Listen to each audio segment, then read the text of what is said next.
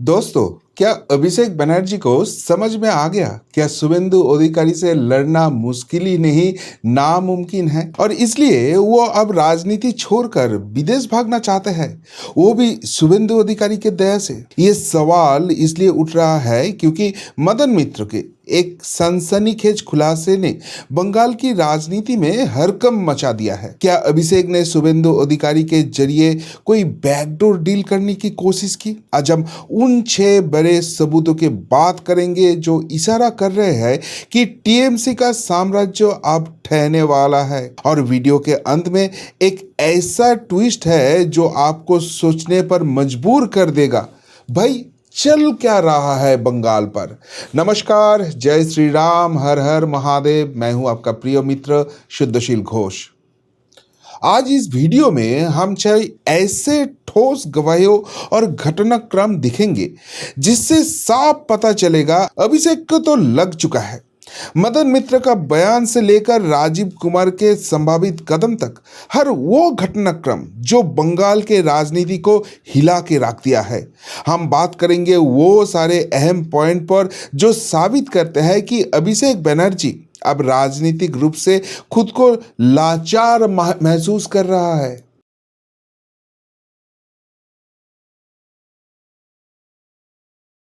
देखिए, काल ही एक बड़े चीज सामने आ गए थे कि अभिषेक बनर्जी जब कलकत्ता हाई कोर्ट में गया कि उसको बाहर जाने देना है उसके आंख के ट्रीटमेंट के लिए, तो सख्त मना कर देता है कोलकाता हाई कोर्ट। और वहां पर उसके बाद मदन मित्रो, जो एक टाइम ममता बनर्जी के बहुत ही करीबी हुआ करते थे, कुछ दिन पहले ही जिसने ममता बनर्जी का गुट छोड़ दिया और ऋतुव्रत वाला पार्ट में ज्वाइन कर दिया, वो एक सनसनीखेज खुलासा करते हैं। मदन मित्र का डिमांड है, जब पार्टी स्प्लिट हो रहा था, एमपीज अलग जा रहे थे, एमएलएज अलग जा रहे थे, तब वो और बाकी सब लोग मिलके अभिषेक बनर्जी के साथ एक क्लोज डोर मीटिंग किया और वहां पर सीधे उन लोगों ने प्रपोजल दिया कि देख भाई, तेरे लिए ही तो सारे प्रॉब्लम, सारे दिक्कत खड़े हो रहा है, तो एक काम कर, तू अभी पॉलिटिक्स छोड़ दे। अगर ये सारे चीज होता है तो फिर सारे चीज संभाल जाएगा। और इसके बाद ही होता है सबसे बड़ा चौंकाने वाला इंसिडेंट। मदन मित्र का दावा है कि इसके बाद अभिषेक बनर्जी बोलता है कि हाँ, मैं ऐसे करने के लिए तैयार हूं, लेकिन उससे पहले मेरे पे जितने सारे केसेस चल रहा है वो सारे बंद होना जाना चाहिए, और मेरे को जो ये बेल नहीं मिल रहा है, ये सब कुछ हो रहा है, ये भी सारी चीज बंद हो जाना चाहिए। और सबसे बड़ी बात है, मुझे विदेश जाने का भी मौका मिलना चाहिए। और अगर जरूरत पड़े तो ये सब चीज को लेकर आप भाजपा का शीर्ष लीडर से बात करो। अगर जरूरत पड़े तो आप खुद शुभेंदु अधिकारी जी से ये वार्ता पहुंच दो। अगर ये सारी चीज हो जाता है तो मैं ये सारी चीज मानने के लिए तैयार हूं।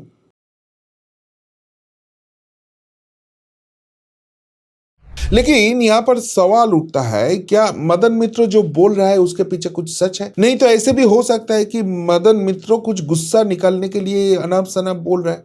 क्योंकि जब मदन मित्रों ने ये ममता वाला गुट छोड़ा, ऋतुव्रत वाला गुट ज्वाइन किया, तो तब मदन मित्र एक फेसबुक लाइव किया था और वहां पर अभिषेक बनर्जी को गुंडा, वो कॉन्ट्रैक्ट किलर यूज करके पॉलिटिक्स करते हैं, ऐसे बहुत सारे भारी इल्जाम लगाए थे। और इसके कारण अभिषेक बनर्जी ने ये मदन मित्र के नाम में एक लीगल नोटिस भेजा और उसके पास 10 करोड़ रुपए का भी मांग किया था। तो क्या वो सारे चीज का बदला ले रहा है मदन मित्र? ये सवाल गूंज रहा था। लेकिन जब जर्नलिस्ट ने उस मीटिंग में हाजिर और एक शख्स जो अभी भी ममता बनर्जी के बहुत ही करीबी है, कुणाल घोष के पास पहुंचता है, तो उनका जो बयान है वो और भी चौंकने वाला था।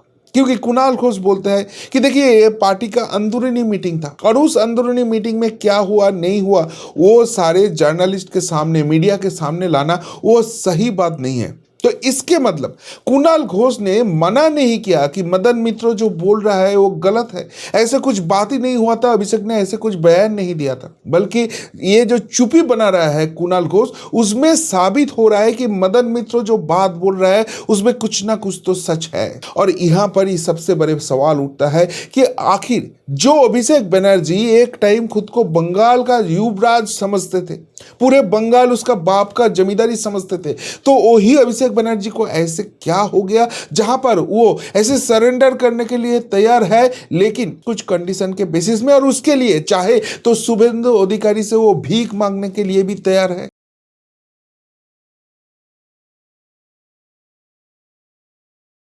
और यहाँ पर ही सबसे बड़े बात आते हैं राजीव कुमार वाला पार्ट। कौन है राजीव कुमार?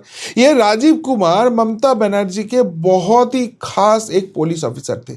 उनके राज्य पुलिस का डीजीपी भी बनाया गया और बोला जाता है ये ममता बनर्जी, अभिषेक बनर्जी जितना भी काले कारनामा करप्शन किया है उनके पार्टनर इन क्राइम है ये राजीव कुमार। यहां पर तो सवाल पहुंच गए थे कि ये राजीव कुमार को अरेस्ट करने के लिए सीबीआई ऑफिशियल्स पहुंच जाते हैं उनके घर, और तब तब ममता बनर्जी अपना पुलिस देके वही सारे सीबीआई ऑफिशियल को बहुत ही हैकल करते हैं, उन लोगों के ऊपर केस थाम देते हैं। और इतना ही नहीं, तब ममता बनर्जी सीएम थी, फिर भी ममता बनर्जी रास्ते में धरने में बैठ जाता है और बाद में हम देखते हैं ये राजीव कुमार को सीबीआई इंटरोगेट करता है लेकिन अरेस्ट नहीं करता है। ये अफवाह है कि ये ममता बनर्जी के धरना के कारण नहीं हुआ था। राजीव कुमार ने तब कुछ दिन गायब हो गया था और फिर दिल्ली में कुछ वो सेटिंग पॉलिटिक्स किया। दिल्ली से एक बहुत जाने माने हस्ती ने उनको प्रोटेक्शन दिया और उसके बाद ही सीबीआई ने इंटरोगेट करके छोड़ दिया।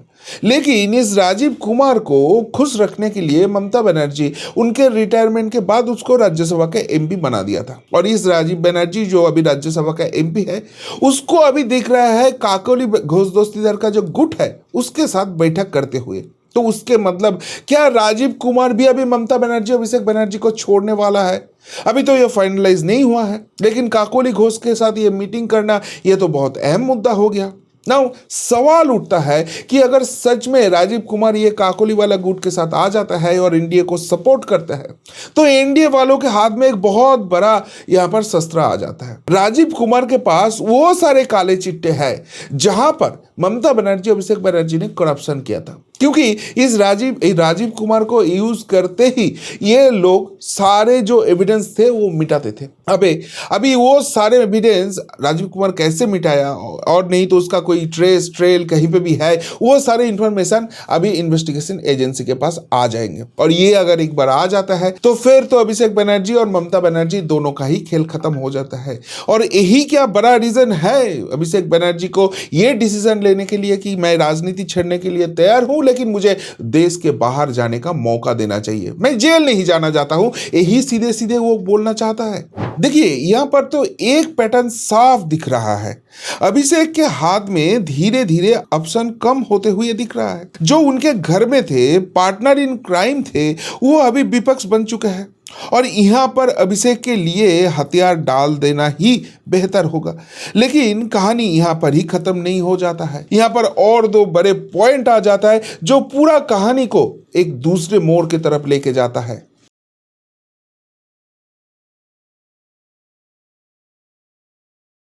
जब तृणमूल कांग्रेस का जो एमपी का गुट है लोकसभा में उसमें तोड़फोड़ चल रहा था तो 8 एमपी ऐसे भी थे जो क्लियरली बोल दिए थे कि नहीं, हम ममता बनर्जी के साथ हैं। हमारे पास भी भाजपा का ऑफर था लेकिन हम वो एक्सेप्ट नहीं कर रहे, जो भी हो जाए हम ममता बनर्जी के साथ खड़े रहेंगे। और ये जो बयान दिए थे उसमें से कम 3 एमपी को अभी ऐसे लग रहा है कि वो भी ममता बनर्जी के साथ छोड़ने वाला है, वो भी एनसीपीआई गुट में आ जाने के लिए उसका गया है। क्यों?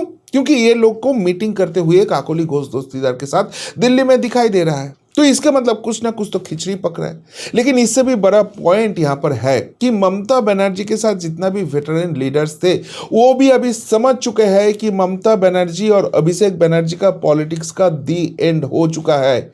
इन लोगों के साथ देंगे तो आगे मुसीबत बढ़ेंगे, इन लोगों को छोड़ देना वही बुद्धिमान का काम होता है। और अगर सच में ऐसे हो जाता है तो अभिषेक बनर्जी या ममता बनर्जी जो प्लान कर रहा था उनका पॉलिटिकल रिवाइवल का, वो कैसे हो जाएगा? कोई तो अकेले ये नहीं कर सकता है, पहले वोट बैंक जा चुका है। और अगर अभी उनके सबसे जो करीबी हुआ नेता नेत्री है वो भी उनका साथ छोड़ने का डिसीजन ले लेता है, जो इतने सारे कुछ हो जाने के बाद भी कुछ दिन पहले तक बोल रहा था कि हम उनके साथ डांटे हैं, वो भी अब साथ छोड़ रहा है, तो ममता बनर्जी अभिषेक बनर्जी के पॉलिटिक्स में खत्म तो हो ही जाता है। क्या बचा रहता है वहां पर?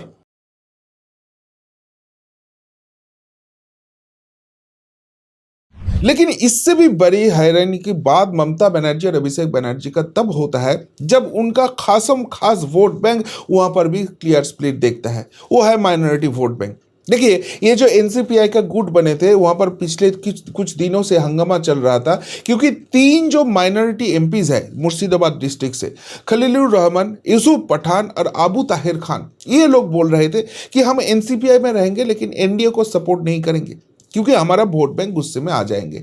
लेकिन उसके बाद ही हम देखते हैं शुभेंदु अधिकारी तुरंत पहुंच जाता है दिल्ली, उन लोगों के साथ मीटिंग होता है और इन लोगों के बयान अभी चेंज हो गया है। इन लोगों का जो मांग है वो स्पेशली वोटर लिस्ट लेकर जो एसआईआर में नाम बदल चुका है, बंद हो गया है, उनको इंक्लूजन करने के लिए, और शायद वो सारी चीज रखा जाएगा। अगर वो सारी चीज एक्सेप्टेड हो जाता है, सॉल्व हो जाता है, तो इसके मतलब ये जो माइनॉरिटी एमपीज है वो भी ममता बनर्जी के साथ छोड़ देंगे, और अगर ये भी साथ छोड़ देंगे तो ममता बनर्जी के पास वो माइनॉरिटी वोट बैंक बचता नहीं है। उधर से दूसरा एक डेवलपमेंट स्टोरी में हम देखते हैं हुमायूं कबीर जो एजेयूपी करके एक पार्टी बनाया था, और कुछ दिन पहले तक ये शुभेंदु अधिकारी और भाजपा को बहुत गाली देते थे, उसको देख लेंगे ऐसे होशियारी देते थे। लेकिन भरे सदन में विधानसभा में माननीय मुख्यमंत्री शुभेंदु अधिकारी जी ने उनको क्लियरली बोला था कि आप जो अनप शनप बोक रहे हो ना, ये आपका लास्ट कमेंट है, इसके बाद ऐसे कुछ होगा तो आपको जो कानूनी कार्रवाई होगा वो तो फेस करना पड़ेगा। और हम देखते हैं उसके बाद ही तुरंत पुलिस का एक्शन भी चालू हो जाता है। वही हुमायूं कबीर आज प्रायर परमिशन लेके नवान्न में आके माननीय मुख्यमंत्री शुभेंदु अधिकारी जी से मीट करते हैं, मुस्कुराते हुए पिक्चर उठाते हैं। तो उसके मतलब ये हुमायूं कबीर को भी समझ में आ गया है कि भाई शुभेंदु अधिकारी से पंगा लेके बंगाल पॉलिटिक्स में तो आप टिक नहीं सकते हो। तो वो भी अगर हथियार डाल देते हैं तो इसके मतलब माइनॉरिटी जो वोट बैंक है वो भी धीरे धीरे धीरे धीरे अभी ममता बनर्जी का साथ छोड़ देंगे, और इनका जो लीडर्स है वो शुभेंदु अधिकारी के साथ ही आने का कोशिश करेंगे, नहीं तो वो बंगाल का पॉलिटिक्स में टिक नहीं पाएंगे। और ये इक्वेशन एक बार खड़ा हो जाता है तो ममता बनर्जी लड़ेंगे, अभिषेक बनर्जी लड़ेंगे, तो किससे सहारे लड़ेंगे, यही तो सबसे बड़ा सवाल हो जाता है। तो इसके मतलब ममता अभिषेक के सबसे मजबूत किला यानी जो माइनॉरिटी वोट बैंक है अब वो दरक रहा है। शुभेंदु अधिकारी की दिल्ली यात्रा के बाद समीकरण ऐसे बदला है कि अल्पसंख्यक नेता अब एनडीए के साथ अपनी मांगों पर चर्चा कर रहे हैं। यहां तक कि हुमायूं कबीर जैसे नेता जो कल तक चुनौती दे रहे थे अब आज सरेंडर का मुद्दा ले लिया है। लेकिन सबसे बड़ा ट्विस्ट यहां पर आता है जब सवाल ये उठता है, क्या सच में शुभेंदु अधिकारी अभिषेक बनर्जी को जाने देंगे, उसको माफ कर देंगे? अभिषेक बनर्जी जो एग्जिट रूट मांग रहा है, क्या वहां पर रहम करेंगे शुभेंदु अधिकारी?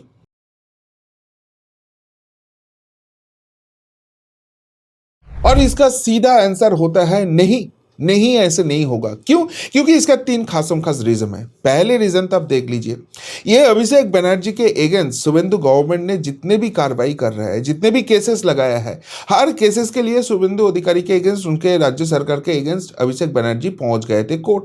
वो कोलकाता हाई कोर्ट हो सकता है, वो सुप्रीम कोर्ट हो सकता है, हर जगह में यही बोला गया है कि चलो फिलहाल अभी तो अभिषेक बनर्जी को अरेस्ट करने का जरूरत नहीं है, वो एक एमपी है, हम उसको इसलिए प्रोटेक्शन दे रहे हैं। लेकिन ये सारे इन्वेस्टिगेशन में ये अभिषेक बनर्जी को कोऑपरेट करना पड़ेगा। मतलब कोर्ट भी किसी भी हाल में समझ रहा है जो सारे एलिगेशन आया है वहां पर कोई पॉलिटिकल वेंडेटा नहीं है, वो सारे केसेस का कुछ ना कुछ तो मेरिट है। तो इसके मतलब कोर्ट का सपोर्ट भी अभी शुभेंदु अधिकारी गवर्नमेंट के साथ है। दूसरे रीजन, यहां पर बहुत सारे लोग जो है बंगाल में जो अपोजिशन पॉलिटिक्स करते थे या ये अभिषेक बनर्जी ममता बनर्जी का चोरी को लेकर बात करते थे, वो सारे लोग एक ही चीज देखना चाहता है कि किसी भी हाल में अभिषेक बनर्जी जेल जा रहा है। जितना करप्शन उसने किया है, जितना पाप उसने पिछले 15 साल से किया है, उसके सजा एक ही है, उसको तिहाड़ जेल में जाना पड़ेगा। और यहां पर अगर शुभेंदु अधिकारी उनको माफ भी कर देता है तो ये जो वोट बैंक है, ये जो जनता जनार्दन है, वो गुस्से में आ जाएंगे और उसका भारी इंपैक्ट आने वाले चुनाव में भाजपा को देना पड़ेगा। इतना बड़ा रिस्क शुभेंदु अधिकारी क्यों उठाएंगे? तीसरे और सबसे इंपॉर्टेंट रीजन है, देखिए ये जब तृणमूल कांग्रेस तैयार हुआ था, ममता बनर्जी ने जब वो पार्टी खाली की थी, तो तब उनका एक ही मकसद था सीपीएम से लड़ना, और तब वो आसान नहीं था। सीपीएम का इतना ताकत था कि उसके अगेंस्ट कोई कैंडिडेट होना भी मुश्किल था। लेकिन सिचुएशन में भी शुभेंदु अधिकारी जैसे नेताओं ने ममता बनर्जी का साथ दिया और सीधे सीधे बोला कि चलो भाई सीपीएम के साथ लड़ेंगे। बहुत कुछ उसको सहना पड़ा, लेकिन जब पार्टी सत्ता में आए तब ये अभिषेक बनर्जी को युवराज बनाया गया, और जो शुभेंदु अधिकारी जैसे लोग नेता ने ये पार्टी खड़ा किया उसको धीरे धीरे साइडलाइन करा, और सिचुएशन ऐसे हद तक पहुंच गए थे कि फाइनली ये शुभेंदु अधिकारी को पार्टी छोड़ना पड़ा। वो भी किस लिए? ये अभिषेक बनर्जी के लिए। तो उनका तो मेन ही चैलेंजर था अभिषेक बनर्जी, जिसके पास कोई क्वालिटी नहीं होने के बावजूद ओनली वो सीएम ममता बनर्जी की भतीजा है, इसलिए उसने पूरा ऐसे सारे साजिश किया है जिसके लिए शुभेंदु अधिकारी को अपना पार्टी ही छोड़ना पड़ा। तो अभी जब मौका हाथ में आए हैं, ये सिचुएशन कैसे वो जाने देंगे? कैसे वो अभिषेक बनर्जी को ये मौका दे देंगे कि बाद में अभिषेक बनर्जी जब सेफ हेवन में पहुंच जाएंगे तो वहां से वो पलटवार करेंगे और वहां से कोई खतरा आ सकता है। तो इतना बड़ा रिस्क तो कोई पॉलिटिशियन नहीं लेंगे, और शुभेंदु अधिकारी जैसे धुरंधर पॉलिटिशियन ये कतई नहीं होने देंगे। देखिए, एक चीज तो अभी साफ है कि अभिषेक बनर्जी आज जिस मोड़ पर खड़े हैं वहां से वापसी का रास्ता बहुत धुंधला नजर आता है। कानूनी केस, पार्टी के अंदर बगावत और वोट बैंक का खिसकाना, यह सब संकेत है कि अभिषेक का राजनीति अब खत्म हो चुका है। लेकिन सवाल यहां पर उठता है कि पूरा बंगाल की जनता जिस जस्टिस देखना चाहता है, मतलब अभिषेक को सलाखे के पीछे देखना चाहता है, क्या शुभेंदु अधिकारी वो दिला पाएंगे, या फिर ये बंगाल की राजनीति एक नए मोड़ पर आके खड़ा हो जाएगा? आपकी इस पर क्या राय है? कमेंट में जरूर बताइए। अभी के लिए इतना ही, फिर मिलता है बहुत जल्दी। नमस्कार, जय हिंद, वंदे मातरम।